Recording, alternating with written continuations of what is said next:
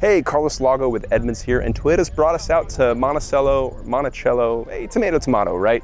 Raceway Park to experience the 2022 Toyota GR86. This car used to be called the Toyota 86. Before that, it was the Scion FR-S. It also shares most of its parts with the Subaru BRZ, but we'll get into that later. What is this thing?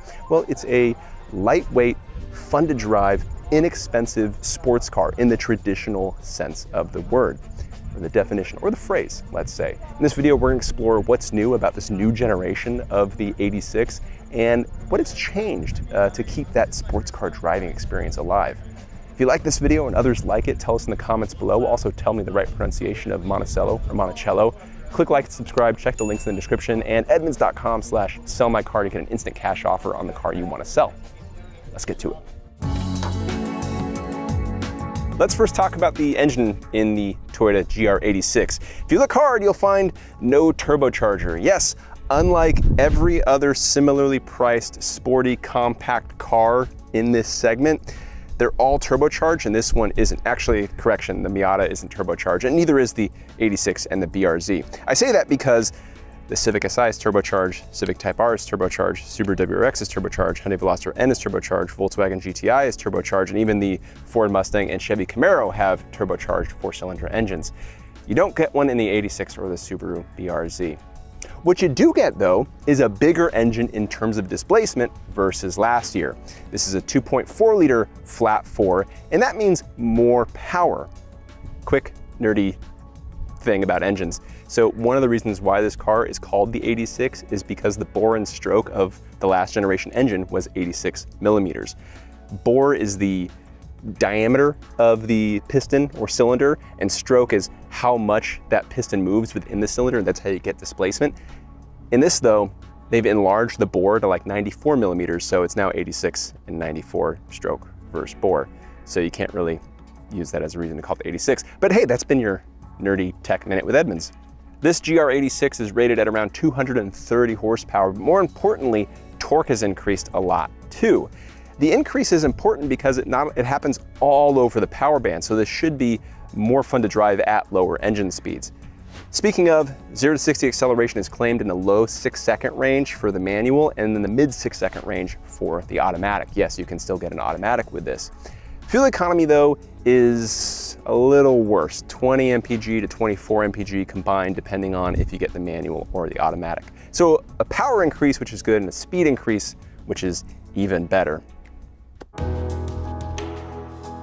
The 2022 GR86 is roughly the same size as the previous generation. What's nice about that is Toyota's actually been able to keep the weight similar as well. You've got an aluminum roof, you've got aluminum fenders, and some other tricks like that keep the weight to 2,800 pounds, or at least that's what Toyota is claiming. Inside, the interior is very similar as well with layout and whatnot. You still have 2 real back seats. You can still flip those seat backs down, and Toyota's made sure that you can fit 4 mounted wheels and tires in this car, which is a really helpful thing that you can't do with some sports cars. As far as the rest of the interior goes, it's all fairly straightforward. This screen has Apple CarPlay and Android Auto, massive help there. But I really want to call out this digital gauge cluster, which I really like. It looks cool. For one, it's shaped like a horizontally opposed engine. If you were looking at it from the side, a 4-cylinder traditionally has its 4 cylinders vertical like that, and in a horizontally opposed engine, those two, the cylinders are split and the two face each other laying sideways. And if you were to look at it sideways, it would actually look like that. And when you start this car up,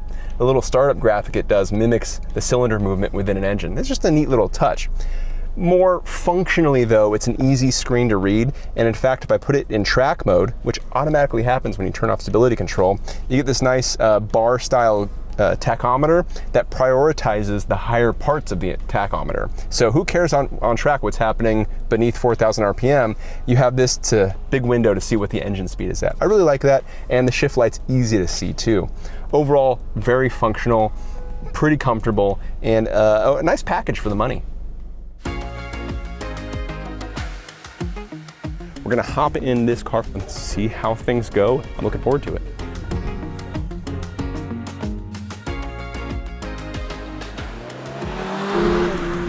There will be no power sliding or drifting in this video. While I was learning the car before we started filming, I was told a number of times to stop drifting.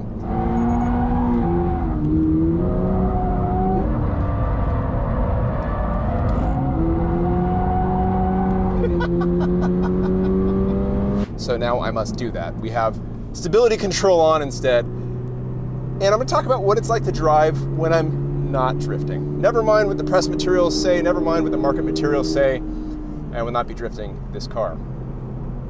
I can tell you though, it's a lot of fun to drift. And I bring that up because I've never driven on this racetrack before. I've never driven this car before. An often thing that we run into criticizing cars the way we do is we drive them frequently on unfamiliar roads. So we always have to leave a little bit in reserve. You can tell though when a sports car is going to be nice to drive when you feel like you can immediately get to pace with it. Immediately start driving it the way that you would most enjoy driving it. And that's what happened with this GR86. The Scion FR-S, the Toyota 86, this now Toyota GR86, the Subaru BRZ, they are cars that have historically been very easy to drive. They're great teachers about how to drive rear-wheel drive sports cars. They clearly communicate what the car wants to do after you've given it inputs to do things. And that's the case with this 2022 model as well. They also have the first gen 86s here for us to drive back to back. And by and large, the experience is consistent between the two, but there are dramatic improvements with this 2022 version. The biggest difference, or there's actually two big differences, the one that'll jump out to you first is the steering. The steering feels very immediate on the initial turn, and there isn't a big dead spot like there is comparatively with the 86. This feels really quick and really nicely balanced. The second is the power. Having that increase in torque makes for an engine that pulls more cleanly and more aggressively at low engine speeds. With the last gen 86 and the BRZ, when you were off the power band and low RPMs, it was pretty frustrating waiting for the engine to come back on. You would just sit and wait for the tach to climb, and the dead spot in the low part of the acceleration, the low part of the power band was frustrating. This doesn't have that at all. This feels pretty strong throughout its entire power band. It actually sounds pretty decent too for a horizontally opposed four-cylinder. The real sweet spot though, or what that allows you to do, is take advantage of the chassis, which is just sweet. You get two tire size and tire options on the 2022 86. The base car comes with a 17-inch wheel, and a Michelin Primacy tire was the same tire you had on the last generation 86. And that tire doesn't have a lot of traction. It's the one I got in trouble with drifting too much with. And that lack of traction is really fun because at speed, when you're driving hard, it's kind of like driving in the rain. And you get to see how your inputs, how the car reacts to your inputs. And by doing that, you can have a lot of fun by pushing the front end into a corner to be more stable, lifting off the throttle to induce oversteer. It's like a car control clinic. If I ran a driving school, it would be a fleet of those cars. The 86 we're driving right now is the premium, and this comes with an 18-inch wheel and a Michelin Pilot Sport 4S tire, which has a lot more traction in it. And that traction enables way higher speeds compared to the 17-inch tire, and a lot of fun because of it. Because in places where you get oversteer or a little bit of understeer in that smaller tire, you can stay pinned in this one, and that's a lot of fun. I really admire what Toyota and Subaru have done here with the 86 and the BRZ, because you have supremely fun to drive cars, supremely fun to drive rear-wheel drive cars at a relatively affordable price, and a car that encourages you to use it the way you would want to use a rear drive sports car. Yeah, it's probably not going to be the quickest car on the street. That was true for the last gen one, and that's still probably going to be true for this one. I'm okay with that though because of the newfound power the car has. That's going to make it a little bit more livable. That just feels good. This manual is a lot of fun to shift. You don't have to be aggressive. You can be quick. You don't have to manhandle it. I really like how this throws. Just, that feels good. The automatic is pleasant too. It would not be my transmission of choice. It shouldn't be your transmission of choice, not because it's bad, but because you really want a manual to experience what the best of a sports car can deliver. That transmission though is going to be easier, of course, in stop and go traffic. Not that these clutches were ever particularly annoying. And on track, it works just fine. You have paddle shifters, and yeah, I have no complaints about it, but still get the manual. I started out by talking about getting criticized by the team here for drifting too much.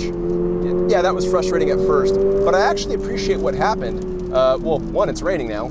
Two, I started driving with the traction control on in its track-oriented mode, and I gotta say, I'm pleasantly surprised by it because, yeah, it wouldn't allow me to get the lurid oversteer that got me in trouble, but it allowed me to maintain that subtle oversteer that lets you explore the balance of the car, and it only came in once you started slowing down because you transitioned into a slide.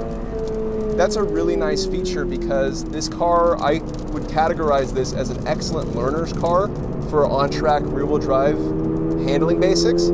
And to have a stability control system that allows you to experience that but still have a safety net is really valuable. Overall, I really like the Toyota GR86. This 2022 version increases the strengths of the 86 and keeps it true to its mission, which is to be an inexpensive, lightweight, fun to drive sports car.